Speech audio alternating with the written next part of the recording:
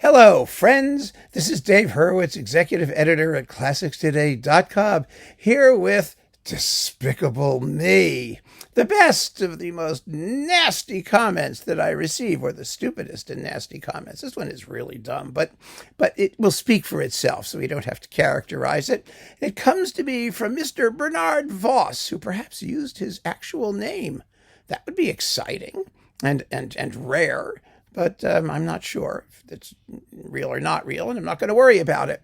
The video in question was the Worst Mahler Recordings, the 5 Worst Mahler Recordings. Why would anyone have an objection to that? We're all having such a good time doing these lists, and we talk about the recordings, and we have our opinions, and it's all extremely helpful, I think, to newbies or people who don't know the music, to help guide them in their listening. And why would anyone have an objection to my 5 Worst Mahler Recordings? I don't get it. I mean, they might disagree and have their own list, but to object to the concept, the cosmic being of the list is just a whole nother area of lunacy. And this is what Mr. Voss writes. He writes, "I simply cannot wrap my head around the fact that all those conductors, orchestras, recording engineers, and so on are supposedly so ignorant, while Dave sees everything with such crystal clarity." And I do, of course. I don't understand why those people fail to recognize that Dave is a great visionary who knows exactly how everything should be done. Why hasn't this genius been offered a conducting position yet, or at the very least a senior post at a record company? Dave is also an American, and everyone knows that Americans have a monopoly on wisdom. So why is it that fewer and fewer people are listening to Americans these days? Whoa. All right, so this comes in 2 pieces, right? The first part is the usual stupidity. Why aren't I a conductor? Why aren't I doing this? Well, let me just say one thing. I love being a critic. Being a critic is a noble calling. And being a good critic requires as much knowledge, training, experience, insight, genius as being a great conductor or a great recording engineer or a great record industry executive or any of those things. I mean, the idea that I have no right to talk about these people because I don't do their job. Well, we all know how stupid that is. I mean, I'm sure Mr. Voss goes to restaurants regularly. If somebody serves him something that sucks, he sends it back. What right has he to criticize the chef who was trained at Le Cordon Bleu to provide his French fry?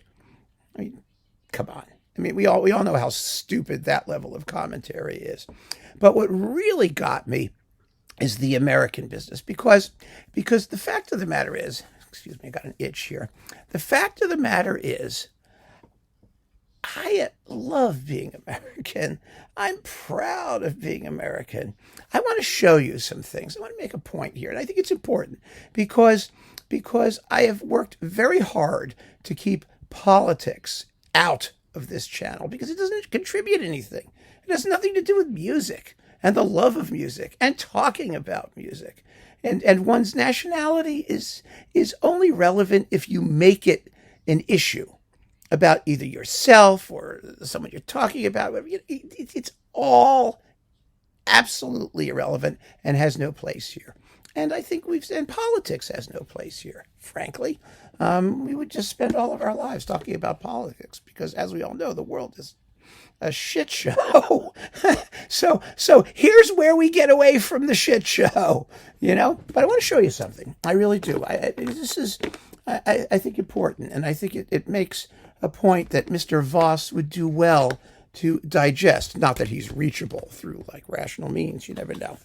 But these are some documents from my family that I think is very, very interesting to see, and we can take them in chronological order. This thing, which I think is fascinating, is It's hard to see because of the plastic. I don't want to take it out because it's very, very fragile. This is my great-great-grandfather's passport. He was given to him in Austro-Hungary, in 1855. It's dated 1855. It says right here that Franz Joseph is his emperor. There he is. His name was Solomon Plafker.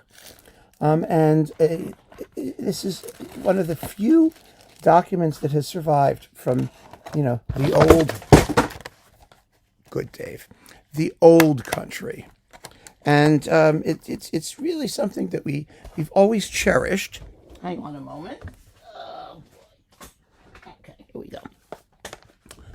Yeah, something that we've always cherished and taken very good care of. We don't, drop it on the floor.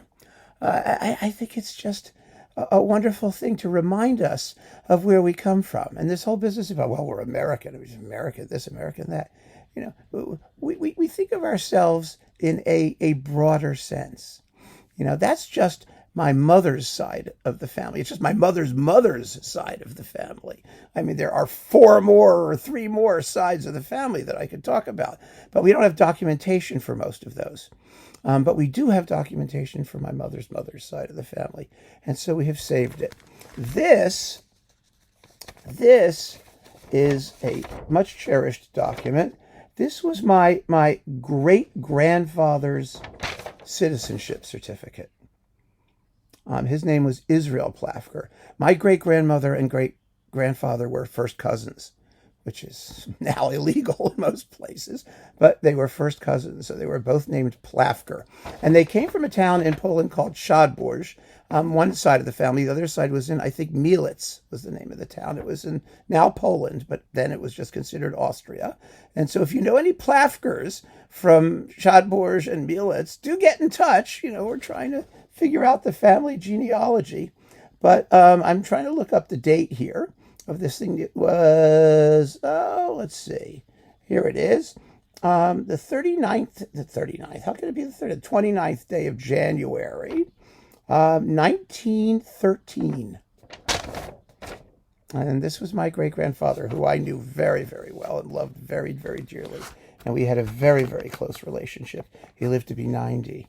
He died in the 70s. And then, last but not least, this is something very, very precious. This is the only photograph we have of my great-grandfather's sisters, Sarah, Golda, Rachel, Leah, and Ruth. And one of them is one of their daughters as well. They were all killed in Auschwitz during the Holocaust. My great-grandfather and his brothers came here, but they were unable to bring over their sisters and parents until it was too late. And this is the only photograph we have of them.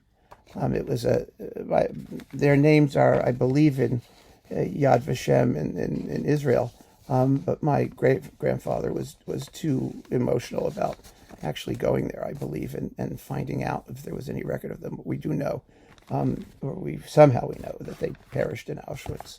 So during the Holocaust. So the idea that it's something wrong with being American because of the current political situation is extremely offensive to me, because there is more to being American personally for me than the current political situation, which will pass.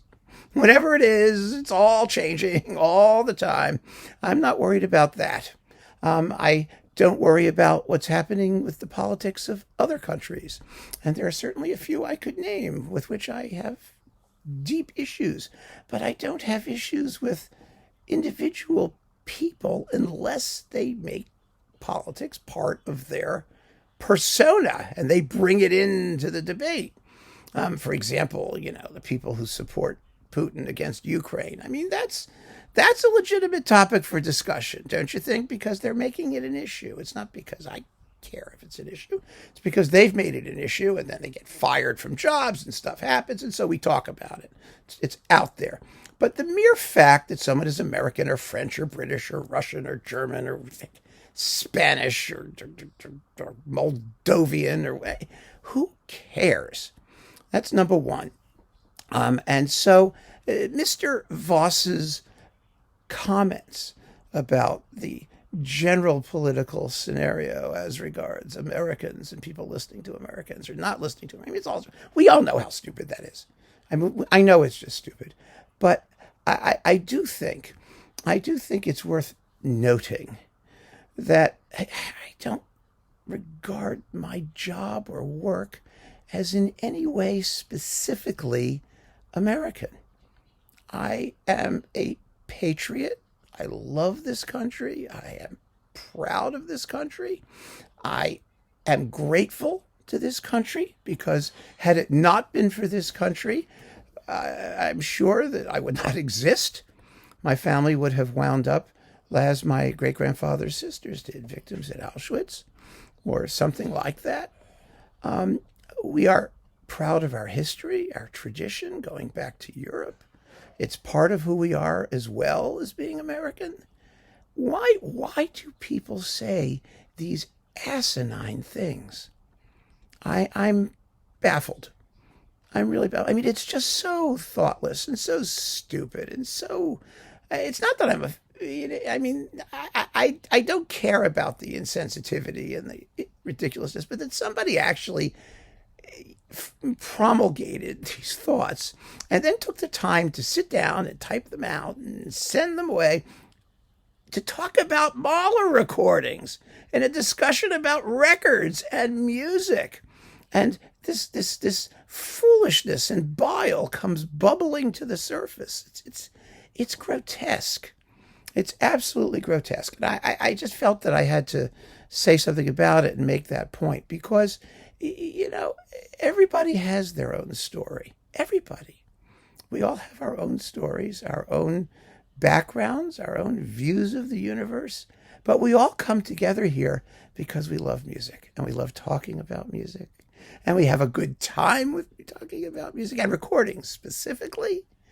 And why would someone want to come in and spoil the party? I mean, you don't have to like me. Don't watch the channel. It's all right. Anyway, I wanted to just bring this up because I thought it was, you know, it's like the anti-Semitic stuff and whatnot too. I think it's important. It's important that we be permitted to enjoy ourselves and have our innocent fun without these dyspeptic jerks, you know, trying to